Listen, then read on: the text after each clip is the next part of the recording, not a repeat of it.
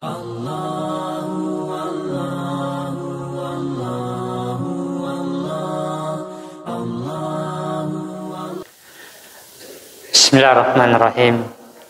Assalamualaikum warahmatullahi wabarakatuh. Alhamdulillahirabbil alamin. Wassalatu wassalamu ala asyrafil anbiya'i wal mursalin Sayyidina Muhammadin wa ala alihi wa ashabihi ajmain, amma ba'd. Masyiral muslimin, jamaah maghrib yang saya muliakan, alhamdulillah, puji syukur kehadirat Allah Subhanahu wa taala, di mana pada malam hari ini kita masih diberi nikmat kesehatan, nikmat kesempatan untuk hadir di tempat ini, tentu dalam rangka senantiasa meraih keridhaan Allah Subhanahu wa taala. Selawat dan taslim atas junjungan kita Nabiullah Muhammad sallallahu alaihi wasallam sebagai rahmatan lil alamin. Bapak Ibu yang saya muliakan, insyaallah lanjutan pengajian tafsir kita pada malam hari ini, kita akan membahas surah Ali Imran ayat 31 dan seterusnya. A'udzubillahi minasyaitonirrajim. Bismillahirrahmanirrahim. Qul in kuntum tuhibbunallaha fattabi'uni yuhibbukumullah wa yaghfir lakum dzunubakum wallahu ghafurur rahim. Bapak Ibu yang saya muliakan, setelah Allah Subhanahu wa taala pada ayat 30 daripada surah Ali Imran memperingatkan kepada hambanya bahwa setiap amal kebaikan itu pasti Allah akan membalas, dan begitu juga setiap amal keburukan itu pasti Allah akan membalas pada hari kemudian. Oleh sebab itu Allah memperingatkan kepada kita, wa yuhazzirukumullahu nafsah. Allah memperingatkan kepada hambanya tentang azab atau akibat daripada perbuatan yang dilakukan oleh hamba Subhanahu wa taala. Akan tetapi Allah menutup pada ayat 30, Allahu raufum bil ibad. Bapak Ibu yang saya muliakan, meskipun Allah memberikan ancaman tentang akibat perbuatan buruk yang kita lakukan di dunia ini, tetapi Allah itu senantiasa raufun, maha pengasih, maha halus terhadap hambanya. Bapak Ibu yang saya muliakan, oleh sebab itu maka pada ayat 31 daripada surah Ali Imran, agar kita dicintai oleh Allah Subhanahu wa taala, agar kita disayangi oleh Allah Subhanahu wa taala, agar kita dijauhkan daripada azab Allah Subhanahu wa taala, maka pada ayat 31 Allah Subhanahu wa taala berfirman, "Qul," sampaikan wahai Muhammad kepada hambaku, "In kuntum tuhibbunallah," apabila kalian ingin dicintai oleh Allah Subhanahu wa taala, ingin disayangi oleh Allah Subhanahu wa taala, ingin dijauhkan daripada azabnya Allah Subhanahu wa taala pada hari kemudian, sampaikan wahai Muhammad, fattabi'uni, ikutilah aku. Dalam arti ikutilah Rasulnya, yaitu Rasulullah Muhammad sallallahu alaihi wasallam. Bapak Ibu yang saya muliakan, fattabi'uni, ikutilah baginda Rasulullah sallallahu alaihi wasallam, yuhibbukumullah, maka Allah akan mencintai kalian, wa yaghfir lakum dzunubakum, dan Allah akan mengampuni dosa-dosa kalian. Jadi bukan saja Bapak Ibu yang saya muliakan Allah mencintai kita, akan tetapi Allah akan mengampuni dosa kita. Wallahu ghafurur rahim, karena Allah Maha Pengampun lagi Maha Penyayang. Bapak Ibu yang saya muliakan, apa yang dimaksud dengan qul in kuntum tuhibbunallaha fattabi'uni yuhibbukumullah? Bagaimana caranya ketika kita ingin dicintai oleh Allah Subhanahu wa taala? Maka Rasulullah mengatakan alal birri wat taqwa wat tawadu wa zillatin nafs. Kalau kita ingin dicintai oleh Allah Subhanahu wa taala, Rasulullah mengatakan lakukan kebaikan.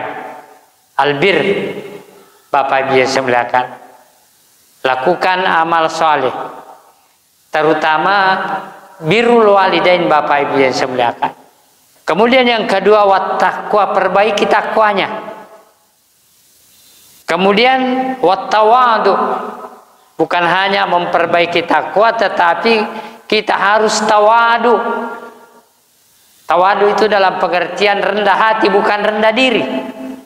Karena beda itu Pak Bu, rendah diri dengan rendah hati. Orang yang merasa rendah diri itu tidak bagus, selalu minder, tidak mau bergaul dengan sesamanya, selalu menyendiri. Itu namanya rendah diri. Tapi rendah hati Bapak Ibu yang saya muliakan, bukan berarti dia merasa terasing sesamanya, tetapi dia bergaul senantiasa perilakunya bagus, dia bergaul senantiasa ucapannya bagus, maka itulah juga dikatakan wat tawadu wa zillatun nafs, merasa rendah hati Bapak Ibu yang saya muliakan. Masyiral muslimin wal muslimat rahimakumullah. Oleh sebab itu Rasulullah SAW memberikan solusi bagaimana kita dicintai oleh Allah Subhanahu wa taala. Maka dalam salah sebuah hadis Rasulullah SAW yang diriwayatkan oleh Imam At-Tirmizi, anin Nabi sallallahu alaihi wasallam annahu qala, man arada an yuhibbahullahu fa'alaihi bisidqil hadis. Barang siapa ingin dicintai oleh Allah Subhanahu wa taala, fa'alaihi bisidqil hadis, maka hendaklah dia membenarkan atau benar ucapannya, Bapak Ibu yang saya muliakan. Bisidqil hadis, atau jujur ucapannya, tidak pernah berdusta, tidak pernah berbohong, Bapak Ibu yang saya muliakan. Itu salah satu kunci kata Rasulullah kalau ingin dicintai oleh Allah Subhanahu wa taala. Bisidqil hadis, ucapannya jujur, perlakuannya bagus. Kemudian yang kedua, wa adaul amanati, melaksanakan amanah.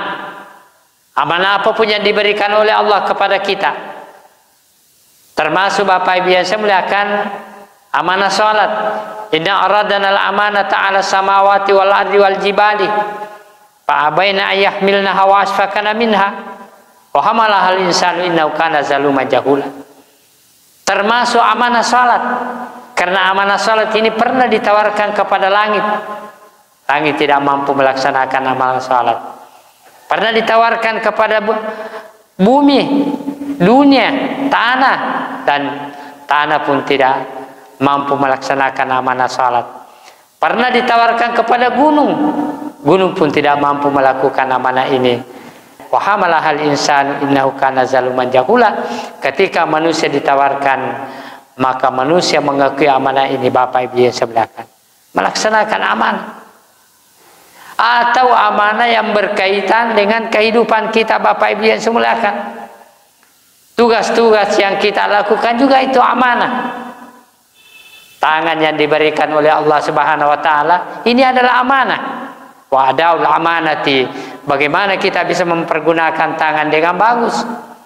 Mata yang diberikan oleh Allah Subhanahu wa taala adalah amanah. Bagaimana amanah itu bisa kita mempergunakan dengan baik. Lidah yang diberikan oleh Allah Subhanahu wa taala adalah amanah, Bapak Ibu yang saya muliakan. Maka Rasulullah mengaitkan syarat yang ketiga. Kata Rasul, ketika ingin dicintai oleh Allah Subhanahu wa taala, wa alla yu'zi jarahu. Meskipun agamanya bagus, menunaikan amanah salat, meskipun kelihatannya ucapannya bagus, tetapi kata Rasulullah, hal yang terbaik wa alla yu'zi jarahu, jangan pernah menyakiti perasaan tetangganya. Bapak Ibu yang sebelah kan. Saya kira ini riwayat lain, ada riwayat yang sangat masyhur.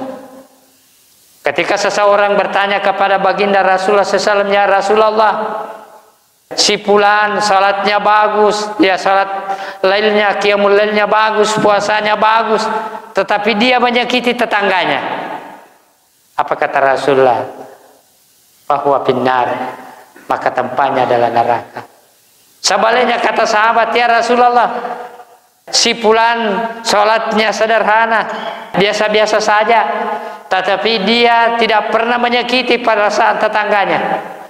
Apa kata Rasulullah? Bahwa fil jannah, maka surga tempatnya. Inilah kata Rasulullah, bahwa cara untuk yuhibbakumullah, ingin dicintai oleh Allah Subhanahu wa taala. Bapak Ibu yang sebelah kan, nasiral muslimin wal muslimat rahimakumullah. Kemudian di riwayat lain dari Abi Hurairah, qala Rasulullah sallallahu alaihi wasallam, Rasulullah SAW pernah bersabda, innallaha iza ahabba 'abdan da'a Jibril faqala inni ahibbu fulanan fahibbahu. Kata Rasulullah, innallaha iza habba 'abdan, sesungguhnya Allah kalau dia mencintai seseorang hambanya, da'a Jibril, dia panggil Jibril. Bapak Ibu yang saya muliakan, dia panggil Jibril. Faqala ya Jibril, sesungguhnya aku mencintai si fulan. Fahibbahu, maka cintailah dia. Jibril cintai dia karena aku mencintai dia. Qala fayuhibbuhu Jibril, maka Jibril mencintai orang yang dicintai oleh Allah Subhanahu wa taala. Summa yunadi fis sama, lalu Jibril memanggil semua malaikat yang ada di atas langit. Lalu dia mengatakan, innallaha yuhibbu fulanan fahibbahu fayuhibbu ahlas sama. Ya, sesungguhnya Allah mencintai si fulan, maka cintailah dia. Maka seluruh penduduk langit, kata Rasulullah, mencintai orang yang dicintai oleh Jibril atas perintah Allah Subhanahu wa taala. Bapak Ibu yang saya muliakan, bagaimana tadi caranya ketika kita ingin dicintai oleh Allah? Itu tadi 3 yang digariskan dalam hadis Nabi. Yang pertama, bisidqil hadis, kita harus menjaga lidah. Bagaimana kita bisa jujur dalam berucap? Bapak Ibu yang saya muliakan, yang benar keadaan deguta pandritai ya komeki patarangi lila tapabu, pelihara jangan suka berdusta. Bisidqil hadis, matahara tuliana tahu. Ketika dia bermunajat, maka Allah akan memudahkan menerima doanya. Ketika dia berucap, maka Allah akan memperhatikan ucapannya. Kalau dia bisidqil hadis. Yang kedua, amanah. Dan yang ketiga, menjaga tetangga. Bapak Ibu yang sebelah kan, maka kita akan dibanggakan oleh penduduk langit, bukan saja Jibril. Sebaliknya kata Rasulullah SAW, iza abgada abdan, sebaliknya apabila Allah memurkai seorang hamba, da'a Jibril, Allah juga memanggil Jibril, fayaqulu inni abgadu fulanan fa'abgaduhu. Ya Jibril, aku murka terhadap hambaku ini. Kenapa? Bisa jadi karena setiap hari dia berdusta. Bapak Ibu yang saya muliakan, Setiap hari dia mengabaikan amanah. Setiap hari dia menyakiti tetangganya. Lalu Allah mengatakan, aku murka kepada hambaku ini. Qala fayabghaduhu Jibril. Maka Jibril pun murka terhadap orang itu, Bapak Ibu yang semuakan. Summa yunadi fi ahli sama. Kemudian Jibril memanggil penduduk langit, para malaikat. Innallaha yubghidu fulanan fa'abghadu. Sesungguhnya Allah memurkai si fulan, maka murkailah dia, bencilah dia, karena Allah benci kepadanya dia. Qala fayabghadu lahu summa tud'u lahul bughdau fil ardi. Kemudian seluruh penduduk langit memurkainya, kata Rasulullah, sampai berpengaruh ke penduduk bumi. Bapak Ibu yang sebelah, yang pernah kada biasa tanda ku tapada dia kong kebiasa tu tahu Pak Bu dia nang katu sisa tapi magar-garu nyawa mitai, makaru nyawa mitai. Jangan-jangan dia dimurkai oleh Allah Subhanahu wa taala. Kita tidak tahu. Jangan-jangan dia banyak melakukan dusta, banyak melakukan sumpah palsu. Jangan-jangan dia tidak menunaikan amanah.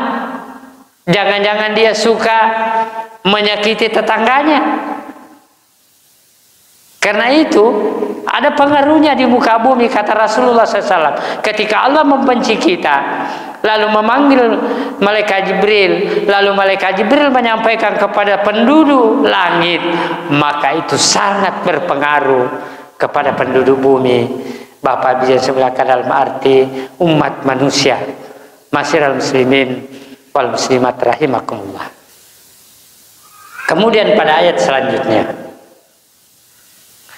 Qul atiullaha war rasul fa in tawallaw fa innallaha la yuhibbul kafirin. Sampaikan juga wahai Muhammad, kalau hambaku itu ingin dicintai dan ingin diampuni dosa-dosanya, atiullaha wa atiur rasul. Taat kepada Allah dan taat kepada Rasulnya. Makanya Nabi ketika menjelang wafatnya, Bapak Ibu yang saya muliakan, dia mengatakan taraktu amraini. Aku meninggalkan dua perkara. Ketika kamu berpegang teguh kepada dua perkara, lam tadillu abada. Kamu tidak akan sesat selama-lamanya, kata Rasulullah SAW. Bapak Ibu yang saya muliakan. Tetapi untuk memahami kedua ini, baik Al-Quran atau hadis, maka itu perlu kita interpretasi dari para ulama. Kalau ada orang mengatakan tidak perlu kita dengarkan pandangan ulama, berarti dia sudah mampu mencerna sendiri Al-Quran. Tapi yang lebih fatal, kalau dia tidak mampu memahami Al-Quran, lalu tidak mau mendengarkan pandangan ulama. Bapak Ibu yang saya muliakan, atiullah wa atiur rasul. Taat kepada Allah dan taat kepada Rasulnya, Bapak Ibu yang saya muliakan. Fa in tawallaw. Ini dalam kalimat bahasa Arab, kalimat bersyarat. Apabila kamu berpaling. Kalimat bersyarat itu Pak Bu ada konsekuensinya. Jadi kalimat bersyarat itu ada konsekuensinya, ada jawabannya. Kalau kamu begini, maka kamu akan begini. Itu konsekuensinya. Makanya ketika Allah memberikan pensyaratan, fa in tawallaw, ya ini itu adalah harfus syart, huruf bersyarat. Apabila kamu berpaling, maka apa jawabannya, konsekuensinya? Fa innallaha la yuhibbul kafirin. Maka Allah tidak mencintai orang-orang kafir. Bapak Ibu yang saya muliakan, masyiral muslimin wal muslimat rahimakumullah. Ini konsekuensinya.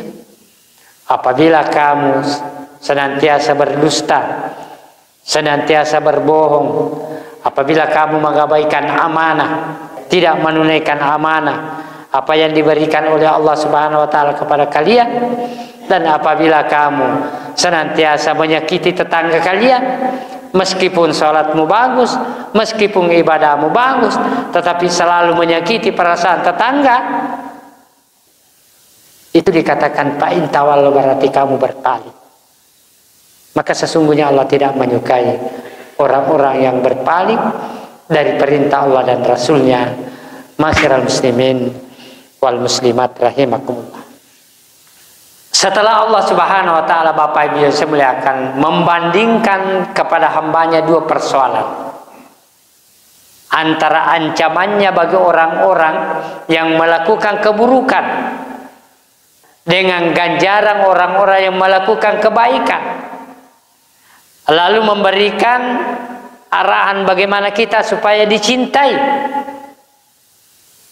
Pada ayat 33 Allah memberikan contoh-contoh hamba-hamba yang bisidqil hadis, yang jujur ucapannya, orang yang tidak berdusta, tidak suka berdusta, orang yang senantiasa memelihara amanah, orang yang senantiasa menjaga perasaan tetangganya. Siapakah dia? Di dalam surah Al-Imran ayat 33 Allah memberikan contoh kepada kita.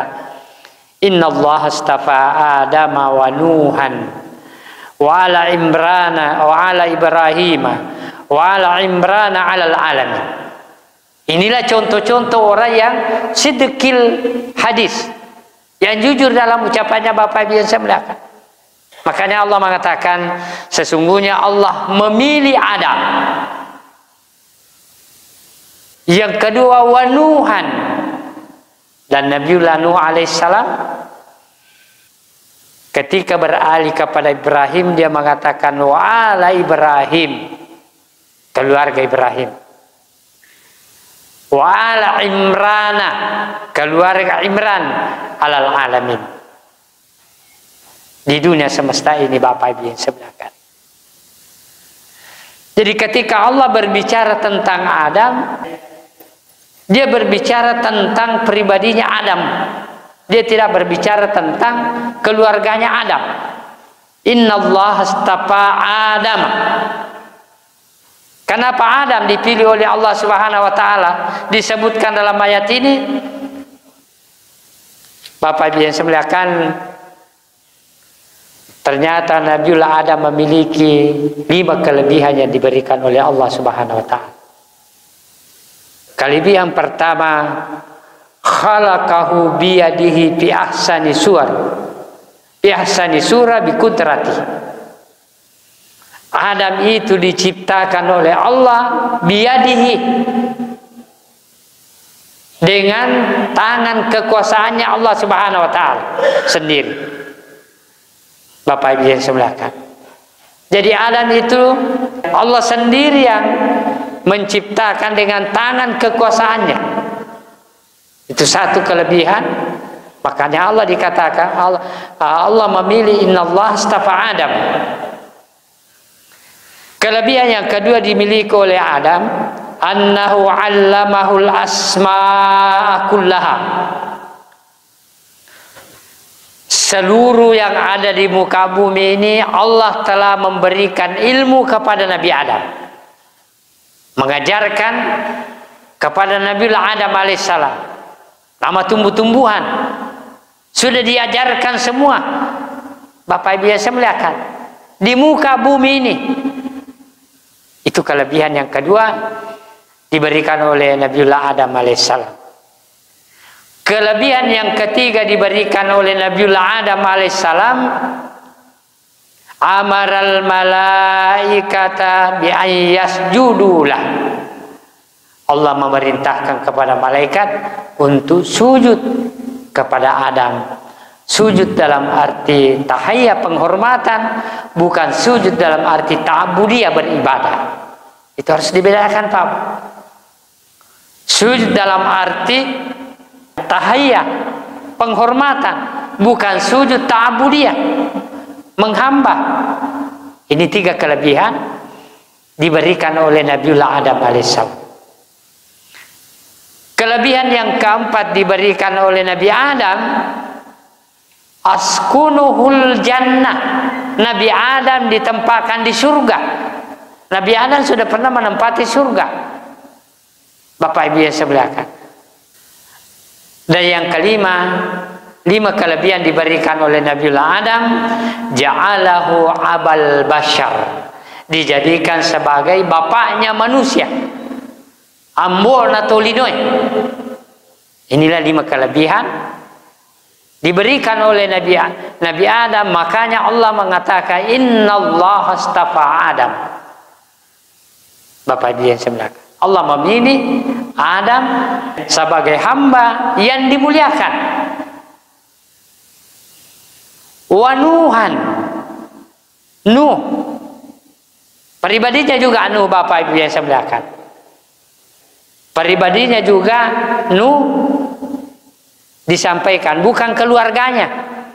Karena Nabi Adam ada yang keluarganya yang melenceng dari ajaran agama. Nuh juga ada keluarganya yang melenceng dari ajaran Nabiullah Nuh alaihissalam. Maka pribadinya Nuh dipilih oleh Allah Subhanahu wa taala. Maka Nuh juga diberikan 5 kelebihan oleh Allah Subhanahu wa taala. Yang pertama, ja'alahu abal bashar, dijadikan bapak manusia yang kedua, yang pertama setelah bumi ditenggelamkan. Jadi bapak manusia yang pertama setelah bumi ditenggelamkan oleh Allah Subhanahu wa taala. Li'anna nasa kullahum gharaqu wa sara zurriyatahu humul baqin. Karena semua manusia ditenggelamkan kecuali keturunannya Nabiullah Nuh alaihissalam. Bapak Ibu yang sebelakan, yang bagus-bagus. Kelebihan yang kedua diberikan Adam, annahu atala umruh. Nabi Nuh itu diberikan umur yang panjang, Pak. 950 tahun. 950 tahun. Coba bayangkan. Ini kapa ko si ratu ni tong umur dena. Angka ni kapa ko lan aku burue. 950 tahun atala umru. Ini kelebihan diberikan oleh Nabiullah Nuh alaihissalam. Kemudian kelebihan yang ketiga, astajaba du'aahu 'alal kafirin wal mu'minin. Diterimanya doanya Nabi Nuh alaihissalam ketika dia berdoa, ya Rabb, jangan sisakan orang-orang kafir di dunia ini karena tidak ada gunanya. Yang beriman saja. Maka diterima doanya Nabi Nuh, dunia ditenggelamkan. Seluruh yang tidak beriman, ngaraku, ditenggelamkan. Bapak Ibu yang sebelakan. Yang beriman saja yang dibiarkan hidup di dunia. Yang keempat kelebihan Nabi Nuh adalah annahu hamalahu 'ala safinah. Dia menaiki perahu, berlayar ketika terjadi tsunami besar yang menenggelamkan dunia. Saya kira kita sudah tahu semua itu. Kemudian yang kelima, awwalu man nasakha syara'i'u. Nabi Nuh yang pertama mengganti syariatnya Nabi Adam. Apa syariatnya Nabi Adam yang masyhur, Pak Bu? Syariatnya Nabi Adam yang masyhur, dia mengkasih kawin silang anaknya. Karena setiap melahirkan Hawa selalu kembar emas, putra putri, lalu dikasih kawin silang. Nanti pada zamannya Nabi Nuh alaihissalam syariat ini dihapus, tidak boleh kawin dalam kekerabatan. Inilah kelebihan yang diberikan oleh Nabi Nuh alaihissalam makanya dia dipilih oleh Allah sebagai hamba yang mulia. Bapak Ibu yang semuliakan, wa ala Ibrahim, ketika Allah berbicara tentang Ibrahim, dia mengatakan Allah juga memilih keluarga Ibrahim, bukan pribadinya. Kenapa Allah mengatakan wa ala Ibrahim, keluarganya Nabi Ibrahim? 5 juga kelebihan diberikan oleh Nabi Ibrahim, Bapak Ibu yang semuliakan. Yang pertama, ja'alahu abal anbiya. Makanya dikatakan Nabi Ibrahim keluarganya Ibrahim karena kebanyakan nabi dan rasul diutus adalah keturunan Nabi Ibrahim. Maka Nabi Ibrahim dikatakan abal anbiya. Kalau Nabi Adam dikatakan abal bashar, Nabi Nuh dikatakan abal bapak manusia yang kedua, Nabi Ibrahim dikatakan abal anbiya. Makanya dikatakan keluarga Nabi Ibrahim karena banyak keluarganya diangkat menjadi nabi dan rasul. Kemudian yang kedua, ittakhazu khalilan. Nabi Ibrahim diangkat oleh Allah sebagai sahabat, khalilah. Maka dikatakan panggilannya Nabi Ibrahim Khalilullah, sahabat Allah Ta'ala. Coba bayangkan Bapak Ibu yang sebelah. Kemudian yang ketiga, annahu anjahu minan nar. Saya kira juga kita sudah tahu dia terbebas dari api yang ketika dilemparkan masuk oleh Namrud laknatullah. Kemudian keempat, annahu ja'ala imaman.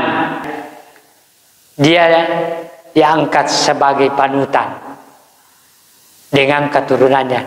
Makanya dikatakan di sini Pak Bu, bahwa dalam riwayat annahu kharaja min sulbihi alfu nabiyun min zamani ila zamani Nabi SAW.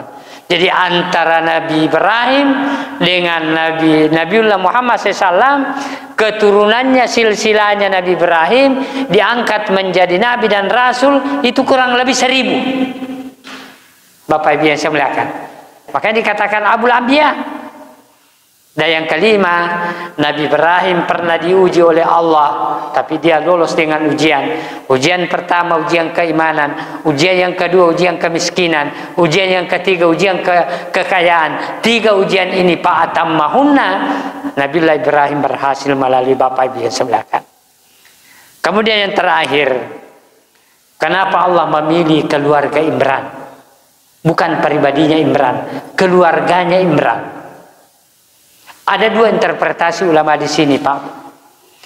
Kalau Imran yang dimaksud adalah orang tuanya Nabiullah Musa alaihissalam, maka Allah Subhanahu wa taala memilih Musa dengan Harun sebagai nabi dan memberikan makanan dan minuman di dunia ini as-salwa. Kemudian al-manna was-salwa, satu makanan dan minuman. Tidak ada duanya di muka bumi ini Bapak Ibu yang semuliakan. Yang kedua, kalau keluarga Imran yang dimaksud adalah orang tuanya Maryam, maka Maryam memiliki kelebihan melahirkan seorang nabi yang dia tidak pernah disentuh oleh laki-laki Maryam. Inilah tidak ada juga duanya di muka bumi. Maka inilah 4 yang dipilih oleh Allah Subhanahu wa taala, Adam, wa Nuhan, wa ala Ibrahim, wa ala Imrana, sebagai hamba pilihan. Kenapa? Bisidqil hadis, karena jujur dalam berucap. Yang kedua, menjalankan amanah dengan baik. Dan yang ketiga, senantiasa menjaga hubungan silaturahmi, terutama tetangganya Bapak Ibu sebelah kanan. Masyiral muslimin wal muslimat rahimakumullah. Yang terakhir, suryatun ba'duha min ba'din wallahu samiun alim. Keturunan mereka ini adalah satu dengan antara yang satu mendapatkan petunjuk hidayah dari Allah Subhanahu wa taala. Bapak Ibu yang sebelah kanan. Masyiral muslimin wal muslimat rahimakumullah. Saya kira inilah pelajaran kita pada malam hari ini. Intinya bahwa bagaimana kita supaya dicintai oleh Allah Subhanahu wa taala. Jaga lidah kita, jujur dengan benar, melaksanakan amanah, dan jaga lidah kita, terutama tetangga Bapak Ibu yang sebelah kanan. Saya kira Bapak Ibu yang saya muliakan, inilah yang sempat saya sampaikan pada malam hari ini. Lebih dan kurangnya mohon dimaafkan. Kalau sambil menanti waktu sholat isya ada yang ingin bertanya, saya kira masih ada waktu Bapak Ibu yang muliakan. Untuk itu kami beri kesempatan. Terima kasih. Waalaikumsalam. Bismillahirrahmanirrahim. Terakhir tadi saya sampaikan surah Al-Imran ayat 34, suriyatan ba'duha min ba'din wallahu samiun alim. Bahwa keturunan yang dipilih oleh Allah Subhanahu wa taala ini mendapatkan kedudukan yang mulia. Kalaupun yang dipertanyakan tentang ya ayyuhan nas, kemudian yang kedua ya ayyuhallazina amanu, kemudian yang ketiga ya ayyuhan nabi. Bapak Ibu yang saya muliakan, tiga panggilan ini memiliki karakteristik ciri-ciri tertentu. Ketika Allah memanggil ya ayyuhan nas, itu menyangkut manusia secara umum. Makanya ayat-ayat yang banyak turun di Mekah itu selalu memanggil ya ayyuhan nas. Ya ayyuhan nas secara umum, karena yang pertama konsekuensi hukum di Mekah turunnya Al-Quran belum ada. Hanya menyangkut masalah tauhid. Berbicara masalah tauhid ingin dirangkul semua manusia. Berbeda ketika Rasulullah sudah berada di Madinah, sudah pemantapan masyarakat Islam, hukum sudah diturunkan, sudah mantap imannya para sahabat, makanya di Madinah itu banyak-banyak turun ke ya ayyuhallazina amanu zanu lialis salati min yaumil jum'ah dan lain sebagainya. Bapak Ibu yang sebelahkan, itulah karakteristik ya surah yang turun di Madinah. Ya ayyuhan nabi, ya ketika berbicara ya ayyuhan nabi, pribadinya Nabi langsung disentuh. Rasulullah baginda Rasul SAW. Apakah itu ayat berbicara pribadinya dalam kaitannya dengan urusan rumah tangganya? Ya, tentang istri-istrinya. Itu biasa dipanggil ya ayyuhan nabi. Jadi tiga panggilan ini masing-masing memiliki karakteristik tersendiri. Saya kira seperti itu. Allahu a'lam bishawab. Terima kasih. Masih ada sebelum kita sholat isya? Waalaikumsalam warahmatullahi wabarakatuh. Begini ya, ketika manusia yang diciptakan oleh Allah Subhanahu wa taala, salah satu kelebihan yang diberikan manusia adalah akal. Bapak Ibu yang saya muliakan. Makanya ketika manusia mempergunakan akalnya dengan bagus, maka ia akan mendapatkan kedudukan yang mulia. Tapi ketika manusia tidak mempergunakan akalnya tidak bagus, maka manusia mendapati tempat yang terhina. Dalam kaitannya dengan akal atau ilmu, Bapak Ibu yang saya muliakan, Islam tidak bertentangan. Bahkan Islam mendukung tentang ilmu pengetahuan. Kalaupun misalnya orang mengatakan menurut profesor ini, itu kan tatanan akal. Setinggi-tingginya akal, sehebat-hebatnya manusia, masih ada langit di atasnya, Bapak Ibu yang saya muliakan.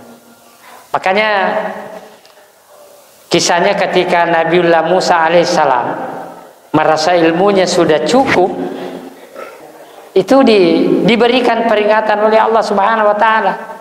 Setinggi-tinggi ilmu yang kau miliki wahai Musa, masih ada ilmu yang di atasnya. Maka diutuslah Nabiullah Khidir untuk mengajari Nabiullah Musa alaihissalam. Bapak Ibu yang saya muliakan.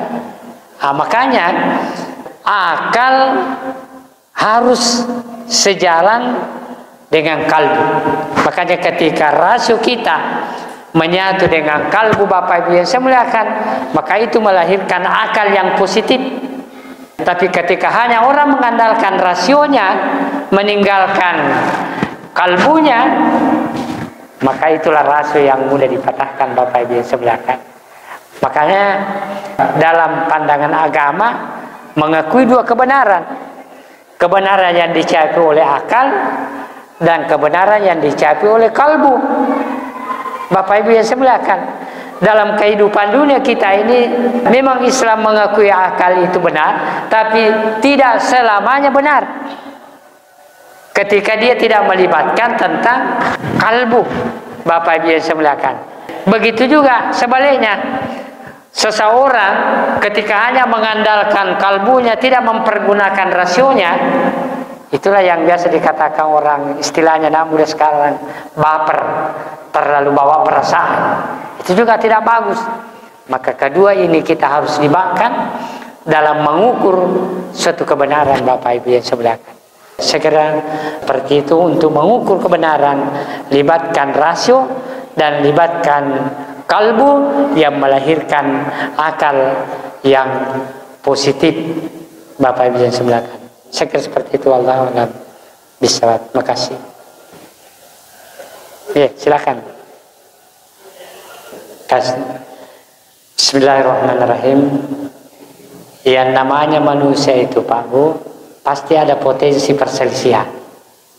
Ada potensi. Bukan manusia kalau tidak ada potensi perselisihan. Jangankan kita, sahabat Nabi saja, ya saya kira sering saya sampaikan, bagaimana Abu Bakar marah sama Umar bin Khattab. Nah kalau kita mulia ini setiap hari bersama dengan Nabi, tapi suatu ketika dalam riwayat Umar bin Khattab ingin berjabat tangan dengan Abu Bakar tidak menyambut Umar. Baru disadari, ternyata ini Abu Bakar tadi tersinggung dari apa yang saya sampaikan. Dia lapor sama Rasulullah, ya Rasulullah, kayaknya ini Abu Bakar marah sama saya. Tadi saya ingin berjabat tangan, dia tidak sambut jabat tangan saya. Langsung dia pulang. Kayaknya ini marah. Apa kata Nabi? Ikuti dia sampai ke rumahnya, kau minta maaf. Sebaik-baik orang, ya, ketika terjadi perselisihan, yang pertama meminta maaf, tidak melihat apakah dia salah atau benar, dia yang dulu meminta maaf. Maka Umar bersegera mendatangi rumahnya Abu Bakar. Lalu Umar minta maaf, mengatakan, saya mohon maaf tadi, saya kira tidak tersinggung Abu Bakar. Kata Abu Bakar mengatakan, saya justru mau maaf, yang seharusnya saya tidak tersinggung. Kenapa saya tersinggung? Ya inilah yang bagus. Ketika terjadi perselisihan, maka orang yang pertama ingin berdamai, itulah yang banyak pahalanya, Bapak Ibu yang sebelahkan. Tapi kupuran ni milau dampana nanti ada pengiki, bukan lagi urusan kita, urusan dia dengan Allah Subhanahu wa taala. Kita sudah lepas tanggung jawab karena kita sudah membaikan, tetapi dia tidak mau, urusan dia dengan Allah Subhanahu wa taala kita serahkan. Itu caranya Bapak Ibu yang sebelahkan. Kemudian yang kedua, betul Harut atau Marut. Di berbagai kitab-kitab tafsir memang ketika sihir yang pertama diturunkan di muka bumi ini, Pak Bu, adalah sihir menceraikan suami istri. Jadi yang kami matu pale sihir melu pasarang itu benina lakin. Inilah sihir yang pertama, Bapak Ibu yang semuakan. Makanya ada dua versi riwayat. Yang lebih masyhur itu bahwa memang malaikat yang ada di atas langit diuji oleh Allah Subhanahu wa taala. Kenapa manusia begitu? Maka kedua malaikat ini diuji oleh Allah Subhanahu wa taala, diberikan nafsu. Karena malaikat itu tidak punya nafsu, Pak. Jadi manusia yang punya nafsu, maka malaikat Harut atau Marut diberikan nafsu. Ya, maka turunlah ke muka bumi, ternyata dia tidak lolos juga. Dia yang dalam riwayat dia yang mengajari ilmu-ilmu sihir yang bisa menceraikan suami istri itu. Dan memang ada dua versi, ada mengatakan orang alim yang diuji oleh Allah Subhanahu wa taala untuk mempelajari ini sihir, lalu dia tidak lolos. Bapak Ibu yang sebelahkan, yang mengatakan malaikat yang diuji, maka Haruta wa Maruta tidak dibiarkan lagi untuk naik ke langit, maka tempatnya di bumi. Yang mengatakan orang mukmin yang memang diuji oleh Allah Subhanahu wa taala karena manusia memiliki nafsu, wallahu a'lam bishawab. Memang tidak ada kata pasti di antara ulama tentang kedua pribadi Haruta wa Maruta ini Bapak Ibu yang sebelahkan. Ya, tapi lebih banyak pakar tafsir mengatakan memang malaikat yang diuji dengan diberikan nafsu oleh Allah Subhanahu wa taala. Wallahu a'lam bishawab. Bapak Ibu yang sebelahkan, karena sholat Isya telah masuk, mudah-mudahan apa yang kita pelajari pada malam hari ini kita senantiasa mendapat hidayah dan inayah dari Allah Subhanahu wa taala, sehingga kita senantiasa hidup dalam tertib petunjuk, mendapatkan kebahagiaan dunia dan akhirat insyaallah. Allahumma fiq laqanit tariq. Wassalamualaikum warahmatullahi wabarakatuh.